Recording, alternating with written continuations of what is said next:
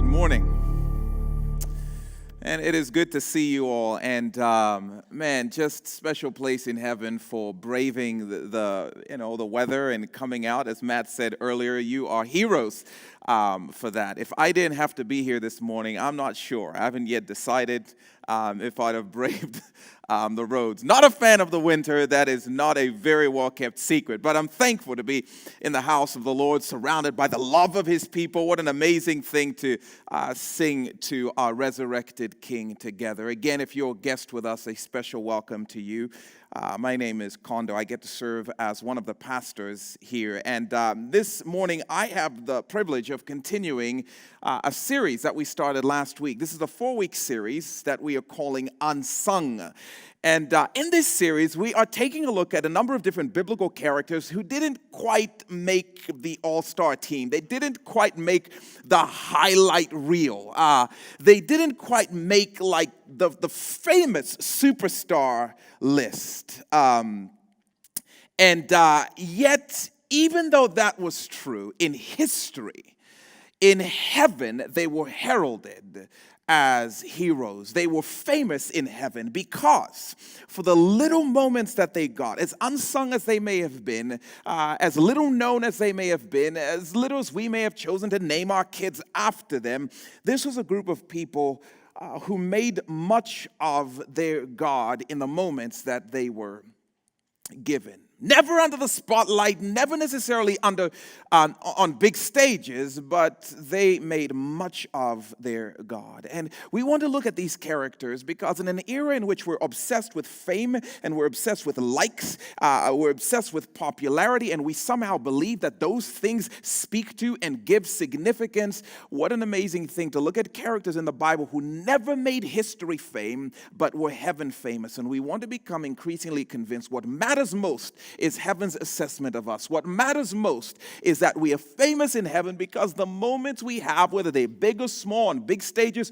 or in subtle places, that we made much of our God and we looked a little bit like Jesus. This morning, we are going to get to know a character who is going to teach us something about radical faith. A virtue, by the way, which I believe we are going to need more and more and more as the days march on. And we're going to learn what that looks like, the kind of faith that makes heaven headlines, the kind of faith that heaven applauds. But we're going to learn it from, of all people, a prostitute by the name of Rahab. If you have a copy of the scriptures, you can meet me in Joshua chapter 2, the Old Testament book of Joshua. We're going to be in the 2nd chapter. And if you don't have a copy of the Bible, by the way, we are going to have the verses up here on the screen. If you don't own a physical copy of the Bible, please allow us the honor of giving one to you. We would love to hand one to you as our gift. If you head to the Connection Corner after the service, just let somebody know that you need a Bible, and we'll be so thrilled to get one into your hands. But we're going to start to work our way through this story found in Joshua chapter 2. We're going to start reading at verse 1, and prepare to be a little bit fascinated because it is a fascinating story, because it's in the book called the Bible, which is the most fascinating book. So, this is an amazing woman, a prostitute who teaches us about faith and makes heaven headlines, and we need to figure out what it looks like to become a little more like her. Verse 1, then Joshua, son of Nun, secretly sent 2 spies from Shittim. Go look over the land, he said, especially Jericho. Woo! Getting close. So, real quick backstory here. So, the Israelites, God's chosen people, have been enslaved in Egypt for about 430 years. And they've cried out to God. God has heard their cry, and He sends them a leader named Moses. And Moses leads them in this epic emancipation exodus in which millions of people are broken free from slavery, and they're sent into freedom, into the place that God is calling them. And the place that God is calling them is a promised piece of real estate that is often referred to as the promised land.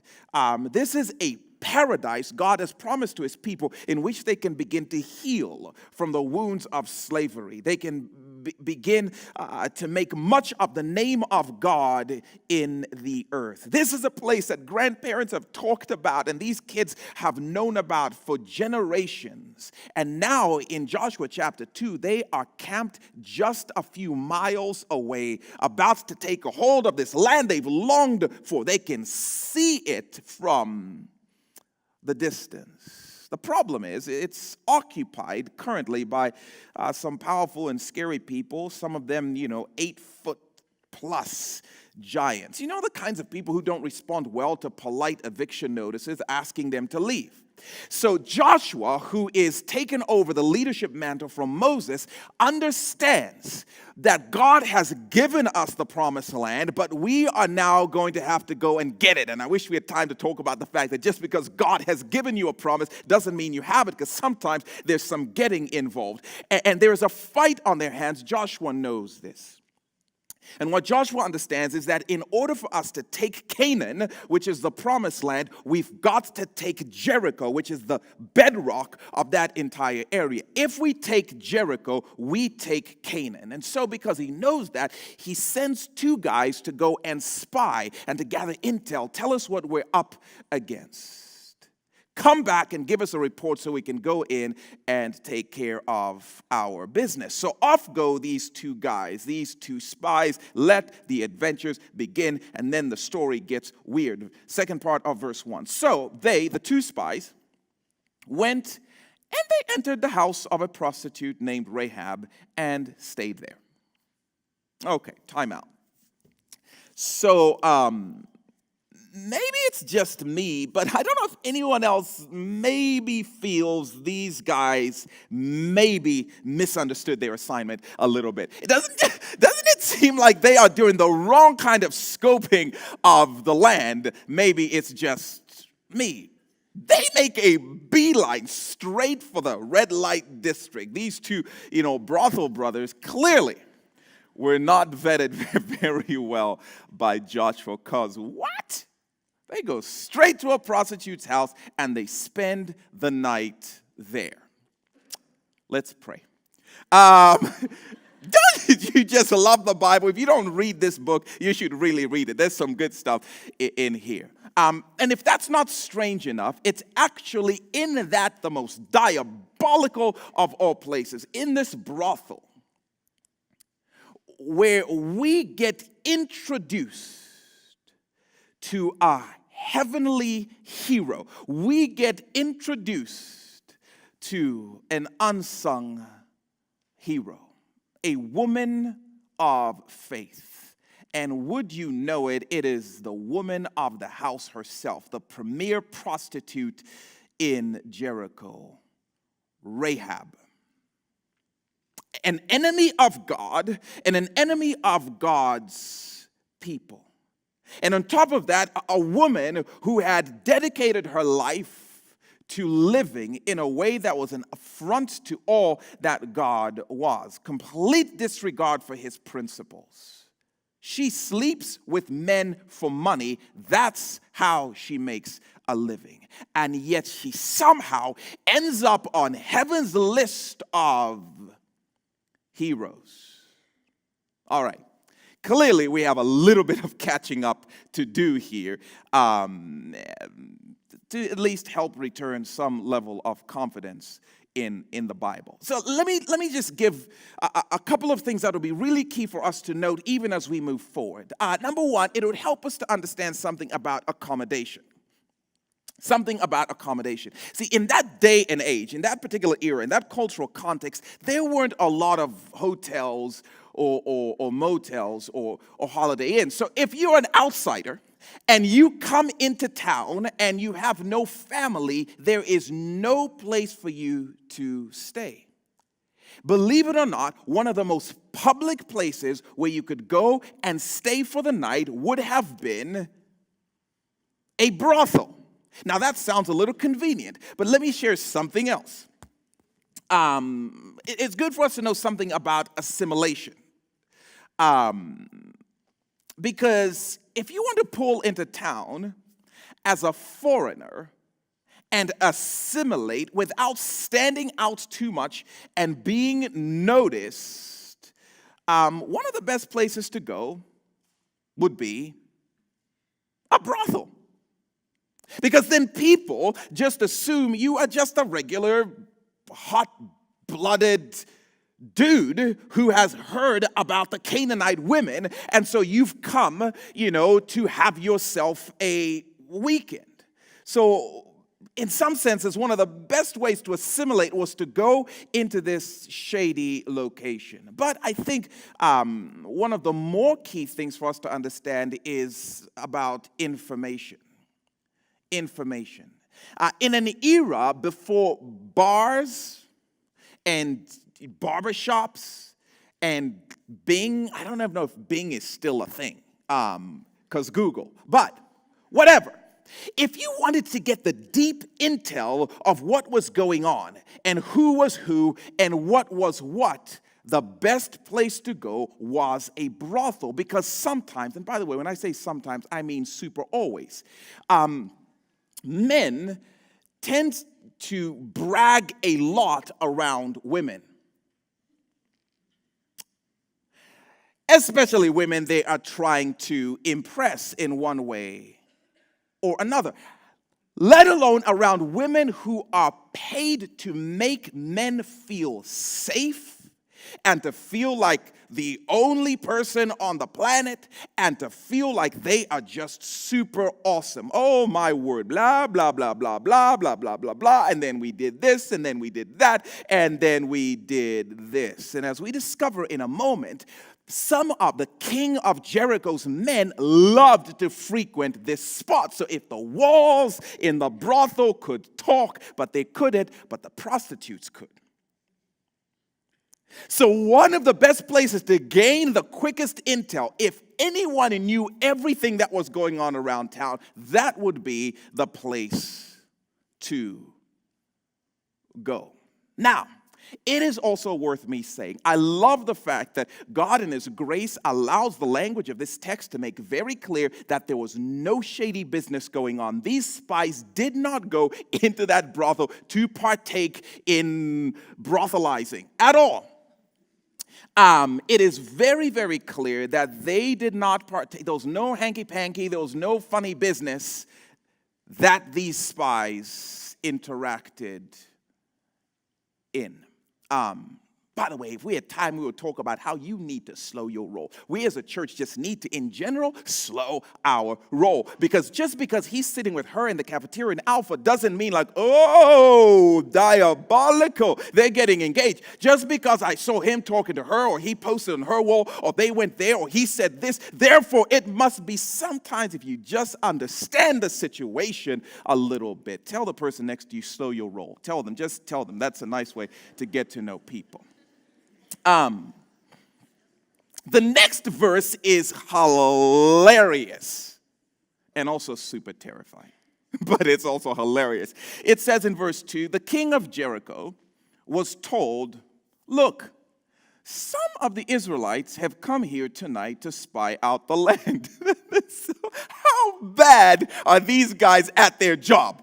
I mean, they have barely got there, and the king already knows, like, oh, they're here to spy the land. Like, their fake mustaches, are just sitting funny. It's like, yeah, they came in with their Israelite accents. They smell like manna. We could spot them from a mile away. This is just hilarious to me. He even knew why they were there. Now, this would be funny if it did not spell death sentence. These guys were in absolute trouble. Now, another reason, obviously, or one of the reasons I suspect the king's men hang out here, and there are a couple of reasons that I think the king got word on these guys, but the speed at which information travels back to the king is pretty remarkable. And he seemed to know that if there was an international threat, if there were spies, they were likely to stop here first. But whatever the case, these guys are busted, and make no mistake about it, the king wants them dead. Verse 3. So the king of Jericho sent this message to Rahab. Bring out the men who came to you and entered your house, because they have come to spy out the whole land. And it's so interesting how benign this royal message sounds. So neutral. Bring them out. But again, make no mistake, this is a death sentence. This is danger time. The king is going to undoubtedly torture these guys to extract as much information out of them as possible. Who sent you? What is the plan? Where are they located so we can take them out? And immediately he's done extracting information, he is for sure going to dispose of them. And if you've never heard this story, by the way, which I trust is true for some of us sitting in this room, you would and you should be freaking out right about now in this tense and dramatic and suspenseful moment. Because here's the picture. Rahab, this prostitute, is now standing in her doorway. The king has sent his soldiers, his men, to her house. And inside the house are these two spies that Joshua has sent. There is this powerful moment that is being described here. The king's men are outside, and God's men are inside. The soldiers are standing outside, and the spies are inside as Rahab stands in the doorway. I find it really interesting that what separates these two groups is this prostitute who now literally has the power of life and death in her hand. Whatever she says next will determine the fate of these two guys in the house. And look at what she does, verse 4. But the woman, she had already taken the two men and hidden them. What? She said, yep, the men came to me. I did not know where they had come from. False. At dusk, when it was time to close the city gate, they left. False. I don't know which way they went. False. Go after them quickly. You may catch up with them. False.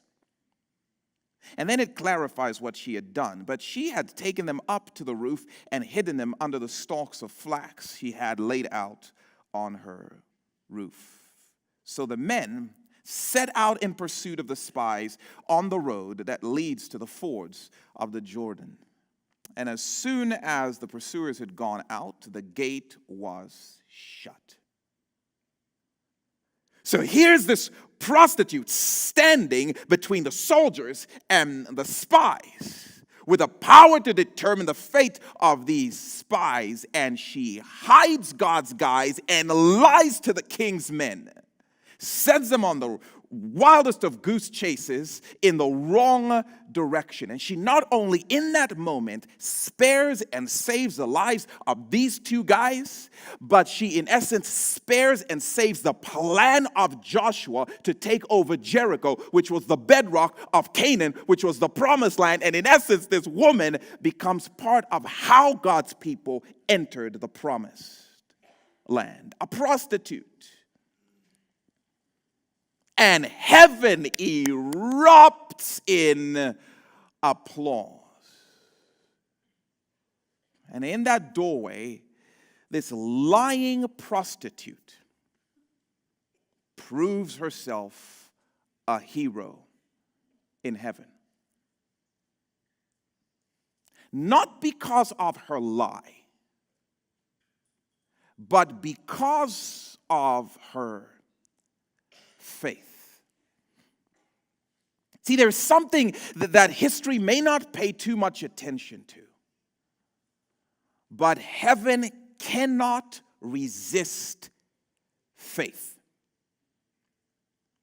Heaven cannot resist the willingness to risk it all, which is what this prostitute does. And I'm telling you, church, we would be wise to learn from her.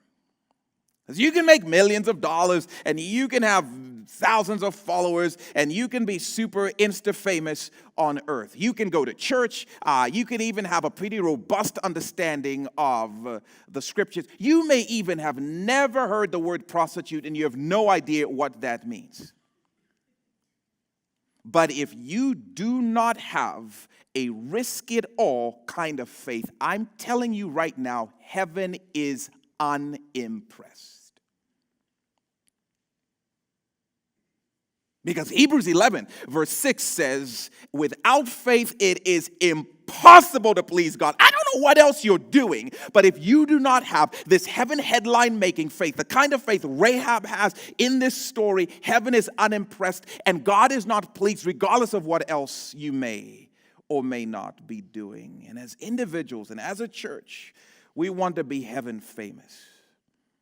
And that only happens when we live with this kind of faith. And this prostitute gives us a picture of what that looks like. And I think her faith teaches us a number of things about the kind of faith that heaven applauds, the kind of faith we would long to emulate. And I love, number one, what her faith teaches us about power, what her faith says about power. I don't know if you saw that in the story. I'm sure you did. All right, let me share something with you that I strongly suspect. And it's this. I strongly suspect that up until this day, Rahab was on the king's payroll as a trusted informant. The king knew, if there is any place where I'm going to get the best of intel about what's happening around or what foreigners came in and where threat may be posed, I think it's at that brothel over there. And I think she served in many ways as a king's informant. One of the reasons I suspect this is because you notice the king sends her a really nice note. A personal note. He sent a note to Rahab asking her, would you please send these guys out that have apparently come to your house? I'm like, hang on a quick second. You are the king of Jericho. And you believe that there is an imminent threat to your empire, that there are spies in your land, and that they may possibly be in this house, and you sent a note, and you notice they don't raid her house. They ask her, are they here? And if they are, would you send them out? And they are willing to take whatever she says as truth.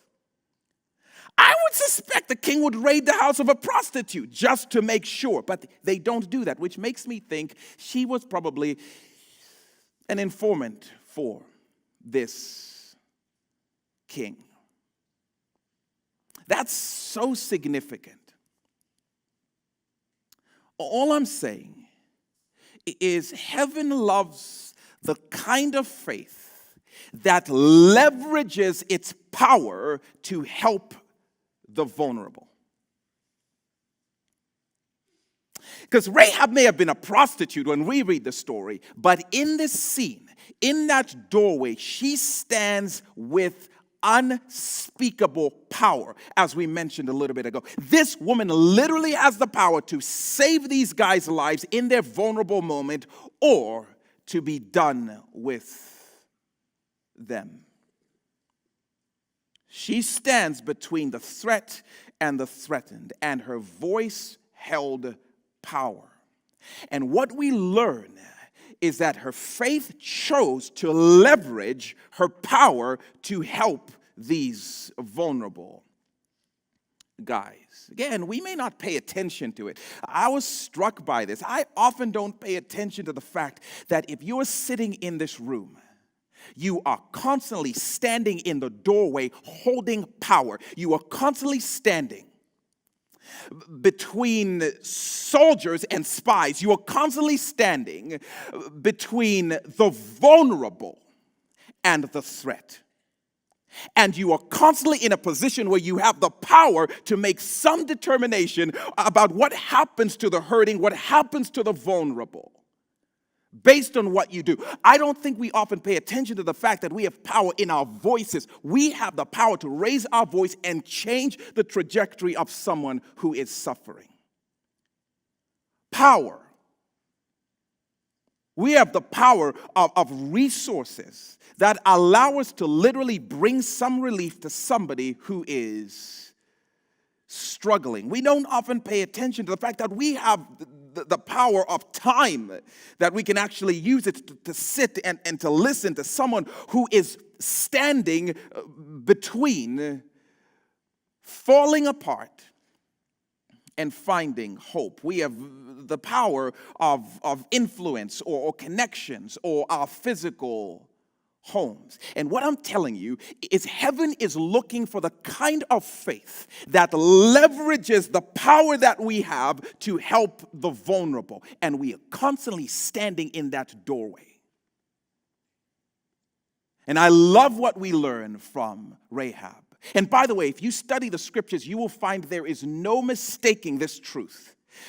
James will say, without apology, faith without works is dead. And he's speaking about faith that works to help the hurting, faith that works to help the vulnerable. And he's saying, if your faith is not leveraging your power to help people in their vulnerable moments, it is not registering in heaven, regardless of what anyone else thinks about you. I love what Rahab teaches us about power. What it looks like to find a way to help the hurting, because that kind of faith is impressive to heaven. I don't know how impressive your faith is. The question is what you do with your power. And when you stand in the doorway between the threat and the threatened, and you use your power and you raise your voice, heaven is impressed. When you stand in the doorway at school between the bully outside and the picked on kid on the other side, and you do something for the sake of the picked on kid, heaven is impressed with that kind of faith. When you stand between the abused and the abuser, and you refuse to be silent anymore, you raise your voice to either report it or to say or do something about it, heaven is impressed with that kind of faith. When you stand between hopelessness and your home and you decide, I'm going to use this power to take in or to take on the vulnerable child, heaven is impressed with that kind of faith. When you, and we don't realize, it's amazing how oftentimes we forget we are literally standing with our resources, with the ability to help the poor who are struggling, if we would just leverage the power that we have. When you, by the way, volunteers who work with our kids, use your time to come over and over to Jen and say, hey, can I help? Do you guys need somewhere for us to come and help these kids who really can't run around, take care of themselves? Let's you try it some week, see how that goes. But even in serving, using your time, you are leveraging your power. And heaven is deeply impressed. If our version of faith does not leverage our power to help the hurting and the vulnerable, heaven is unimpressed. And I'll tell you what is so ironic about a story like this is we will read it for the first time in our super pious, church minds, and we'll often say like, prostitute, liar, And heaven will look at us and say, not leveraging power, not doing anything with your faith, We've decided what we think is like, no, not the prostitute. But listen, we can sit around and do nothing with the influence and the voice and the power and the resources that we have. And heaven is saying, no,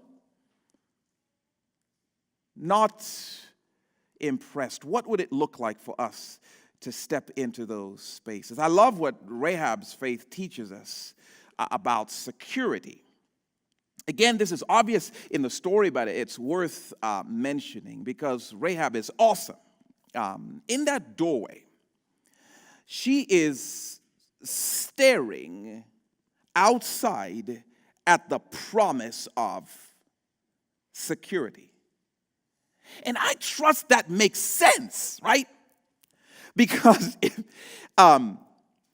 if she delivers to these soldiers, these enemies of the state, and she just foils a plot to undo she will be a national hero. She has saved the day, and she ends up being in the king's debt. And now all of a sudden, if you mess with Rahab, you mess with the king. She would have protection for life, and not to mention she would have provision for life, because all of a sudden all the referrals imaginable are hers now. Her business would boom. She would be financially provided for a very long time. And yet, staring at the promise of security, she still makes a choice to protect the spies. But even a step further, she realizes standing in that doorway, she's standing between the risk of life and death. Because, listen, if she gets caught as having hidden these enemies of the state, these spies, that would be treason against the king and treason against the kingdom, and she would be eliminated immediately, and she knows it. And yet still, she says, I'm going to choose to protect them.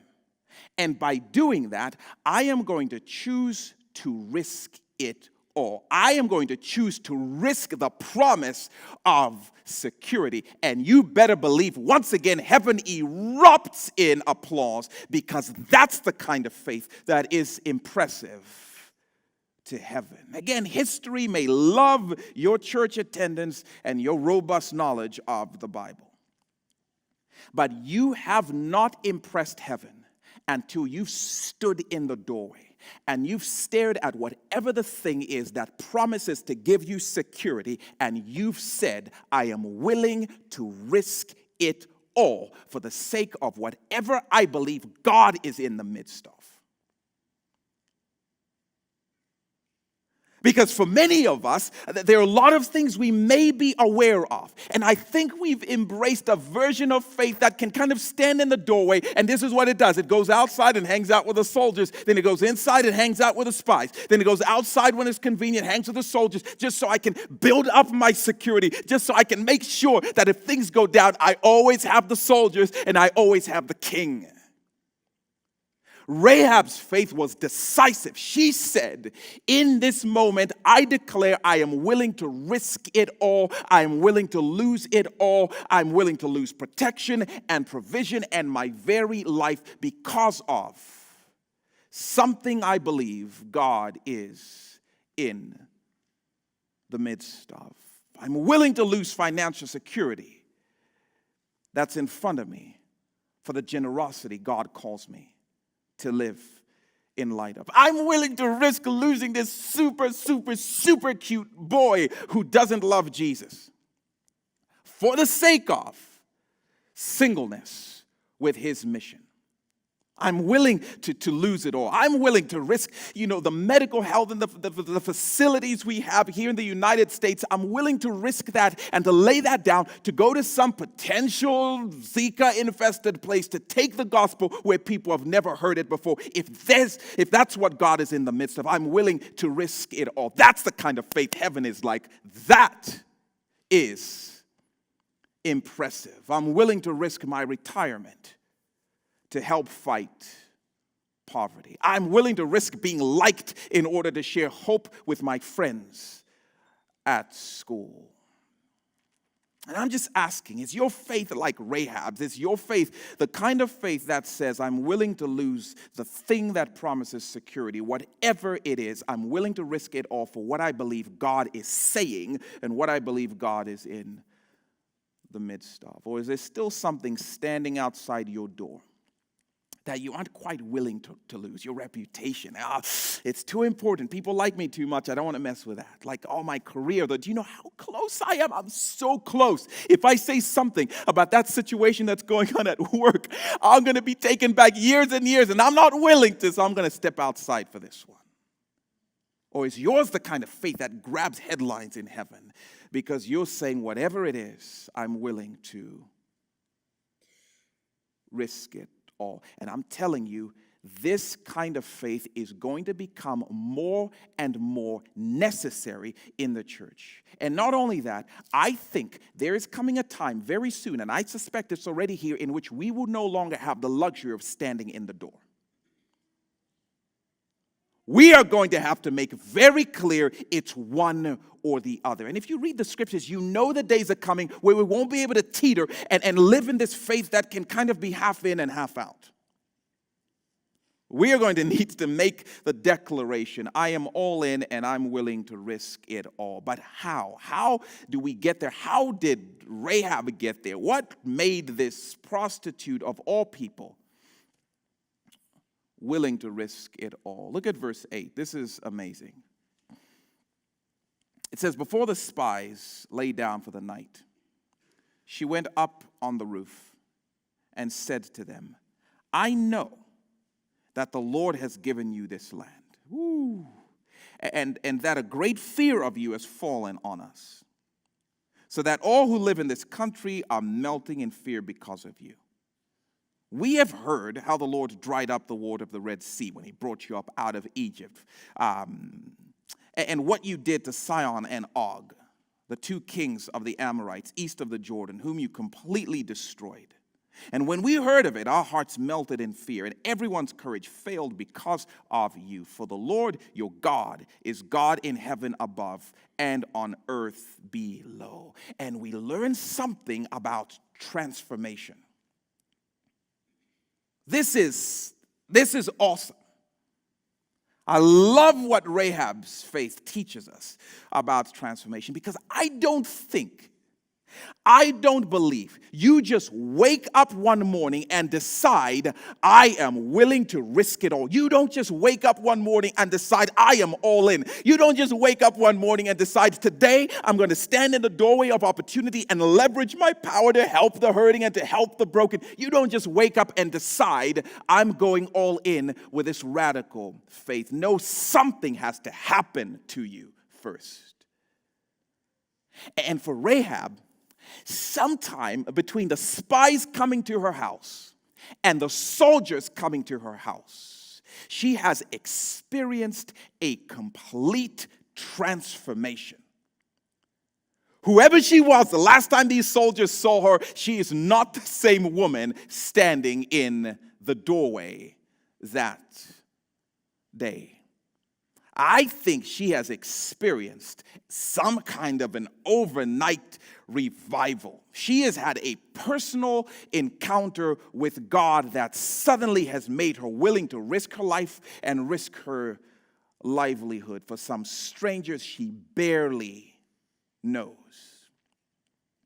And so I wonder if at some point the spies didn't just get carried away and they started doing their own version of blah, blah, blah. And our God this, and let me show you, and then he did this. And let me tell you a little bit more about who he is and a little bit more about his hope. Because she says in this testimonial, we've all heard the stories about your God. And we've all buckled in fear because we think they are true.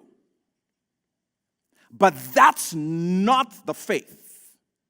It's not so much testimonial faith that she's speaking about. It's transformational faith. It's the last part of verse 11 where she says, for the Lord your God is God in heaven above and on earth below. Now it's gone from we've heard about your God to I have experienced and had an encounter with this God. It's gone from I heard to I believe that he is who you say he is. She's making a radical statement. Her people would have worshipped a bunch of different gods. And these gods were claimed to have been in charge of the sky and the sun and the moon. And they were in charge of the earth and the rivers and the water and all of those things. And here she is making this declaration. I am convinced that your God is greater than our God. He's above all of them. He's the God of the heaven and he's the God of the earth. He's greater than all the gods down here and all the kings down here. This is no longer just a we've heard about him. She's making a personal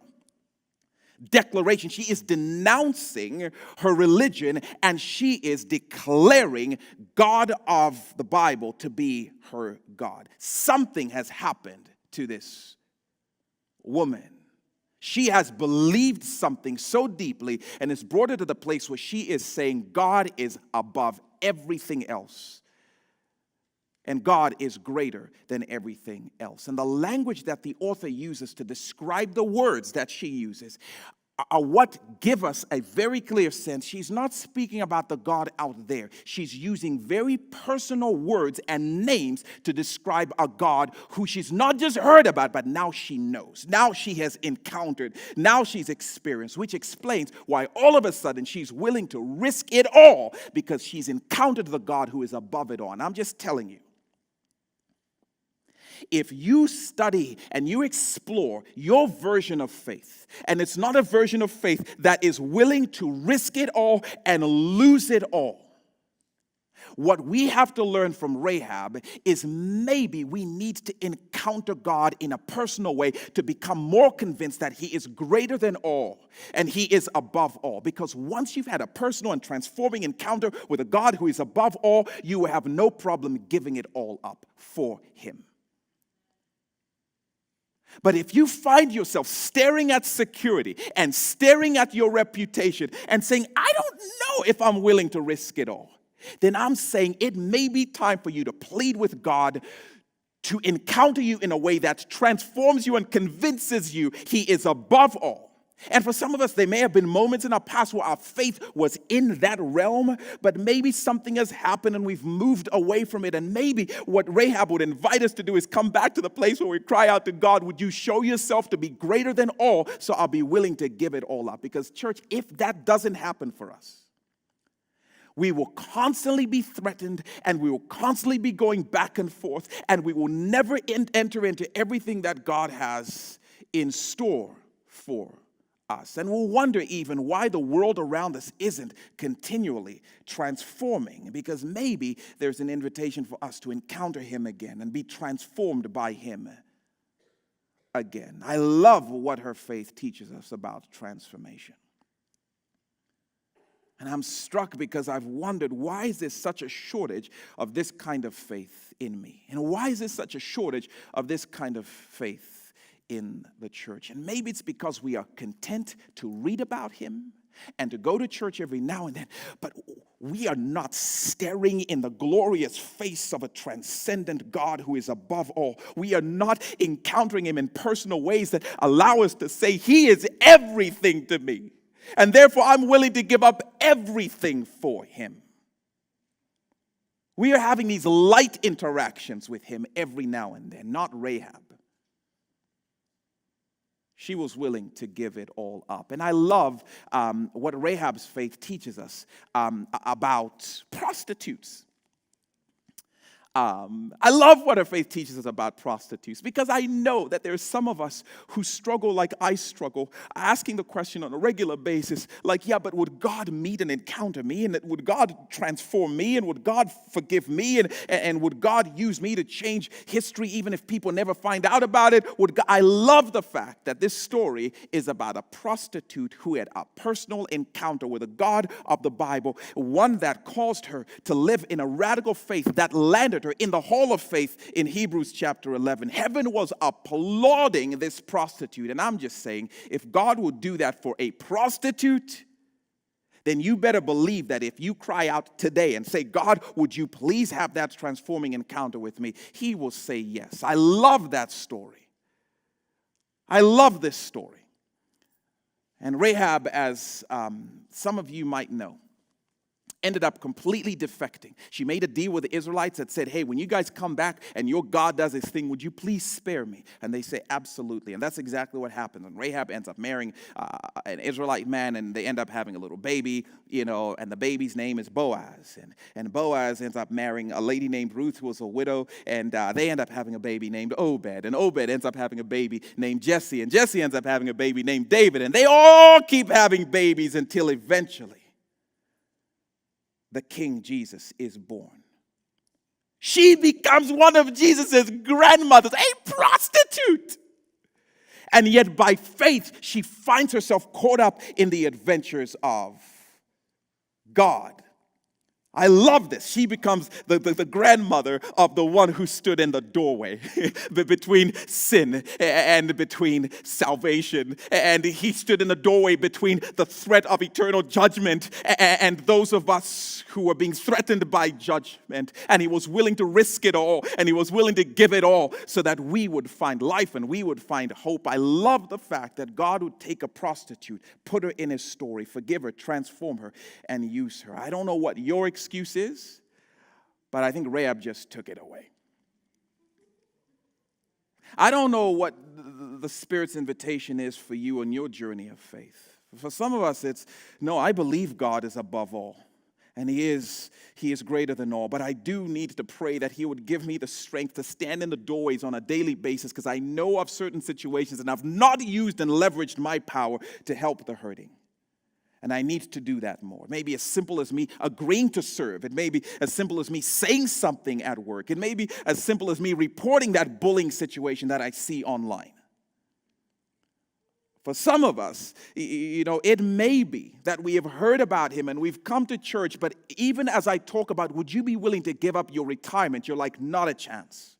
Maybe the invitation is for you to plead with God. Would you please show yourself as a transcendent God who is above all, the God who will provide the greatest security imaginable if I'm willing to give it all up? And maybe the prayer for you is, would you encounter me in a personal and compelling and transforming way? I don't know what his invitation is, but I know that the Spirit of the living God wants to strengthen our faith and make us heroes in heaven. And frankly, we are going to need it as the days roll on. So Lord, I pray wherever we are, whatever it is you want to do in us, that we would be open to it, and we would be convinced you are God above all, and we would be convinced, and if the God above all can use a prostitute and call her to himself, thank you that you are that kind of a God, so merciful. And you call all of us who have prostituted ourselves in one way or the other. We've sold out what you call us to in exchange for what we believe will bring us security. And so we just pray that you'd forgive us, you'd free us, and you'd deepen and strengthen our faith. For the sake of your name, for the sake of your mission in this world. It's in Jesus' name we pray. Amen.